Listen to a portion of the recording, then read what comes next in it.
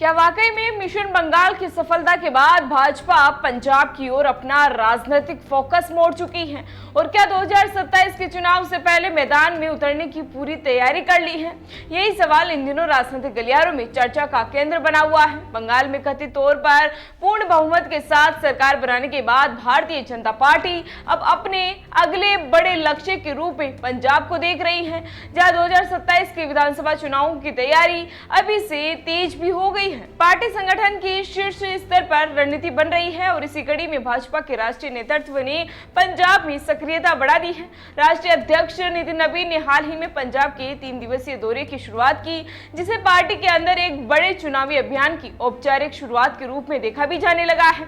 Amritsar airport पहुंचने के बाद उन्होंने पंजाब भाजपा की कोर कमेटी के साथ अहम बैठक की, जिसमें 2027 के चुनाव के लिए विस्तृत रोडमैप और रणनीतिक विजन पर चर्चा भी हुई। इस बैठक में उन्होंने ये भी कहा है कि पार्टी का लक्ष्य ऐसा पंजाब बनाना है जो महाराजा रणजीत सिंह के शासनकाल की गौरवशाली परंपरा से प्रेरित हो, जहां शांति, समृद्धि और विकास एक साथ आगे भी बढ़े।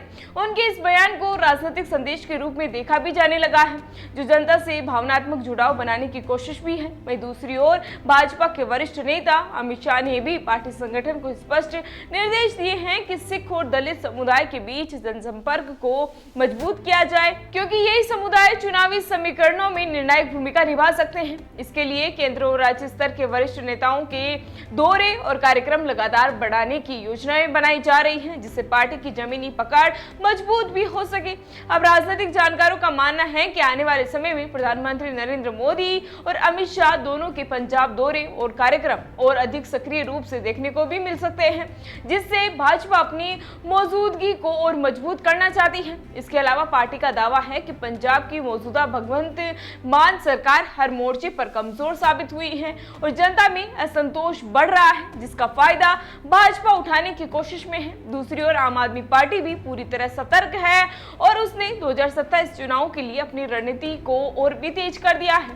पार्टी का फोकस दिल्ली मॉडल को पंजाब में पूरी तरह लागू करने पर है, जिसमें शिक्षा, स्वास्थ्य और बुनियादी ढांचे को मजबूत करने की बात भी कही जा रही है।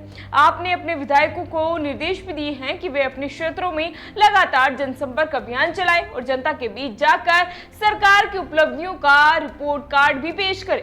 यानी आप अपने शासन मॉडल को जनता के बीच सबसे मजबूत विकल्प के रूप में पेश करने में जुट गई है।